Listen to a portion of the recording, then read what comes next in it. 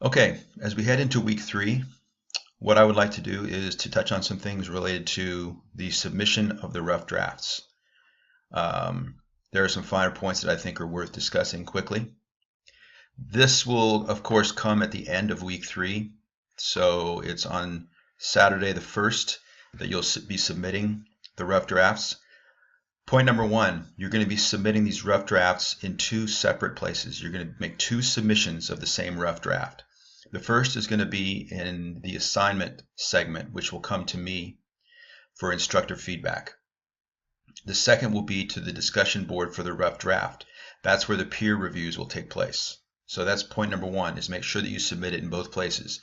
If you don't submit it to me in the assignment segment, you will not receive any points for your rough draft. When we scroll down here, I would encourage everyone, I'm not going to go through this entire thing, everyone to read all of the details related to instructor feedback in the assignment portion. The reason is that it's important for you to know that I will not be editing/correcting your draft or providing you with every single revision you should undertake. I'm going to be giving you the 2 to 3 areas that need the most attention in your rough draft. Some people will need much more of that. Some people will need less. It just depends upon the nature of the rough draft that you submit. The other thing that I want you to know about the rough draft is that a full rough draft is considered the cause and effect argument, or the cause and effect paper, I should say, as well as the multimodal component and the multimodal analysis. If any of those elements are missing, then that's not a complete rough draft. The way I will grade these is very simple. If you have a complete rough draft, even if it's really kind of out of sync, even if it needs a lot of work, you'll get full points. I'm not going to deduct any points for the quality of the work at this stage.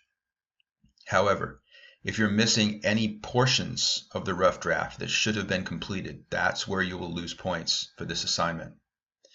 The final thing I'll say is that for both the instructor feedback and the discussion board, you should be submitting the Word documents or an RTF file. Pages and ODT don't work with Blackboard. They just don't. So that's going to make a mess of the entire thing. Now, when it comes to the rough draft for the discussion board to do the peer review segments, of course, that's also due on the 1st of April. You'll be submitting it just the way that you post to any other discussion board. The one thing that I want you to know right off the bat is there is an expectation of specific questions to be answered. Project 1 peer review questions. If you open up this document, what you're going to find is this. You're going to find the questions about the cause and effect paper, and you're going to find questions about the multimodal component and the multimodal analysis. All of these should receive responses from you when you do your peer reviews, plural, for other students. Okay, that's where you're going to find the things that you should address. You don't want to say, oh, this was a good paper and I liked this and I liked that, and move on. You're being given very specific things to respond to, and that's how we expect you to proceed through the peer review.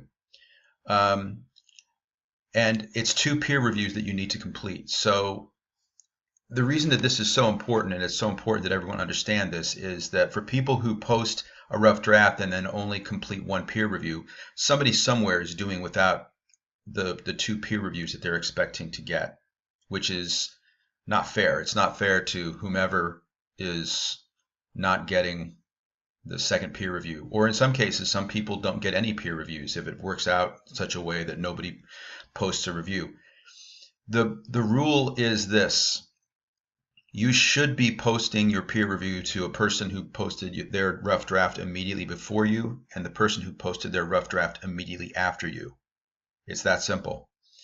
If you're the person who posted the very first rough draft, then post your peer review to the person immediately after you, and the person whose rough draft was the very last one posted. If you're the person who posted the very last rough draft of the whole bunch, post your peer review to the person immediately before you and to the person who posted the very first rough draft.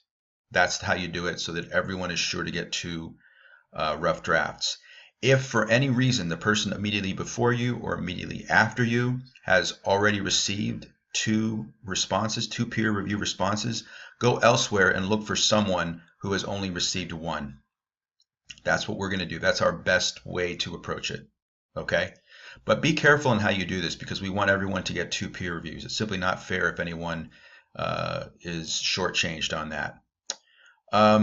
Remember that these peer reviews, or I'm sorry, the rough drafts that are due on the 1st of April, you have 48 hours to then complete the peer reviews. As we look into week 4, the peer reviews will be due by Monday the 3rd. Okay? And so you have that 48-hour window from the time that the rough drafts are due until the peer reviews are due. That should, I think, cover everything that you need to know at this point about rough drafts, where they go, what they're for, how you respond to the discussion board for rough drafts.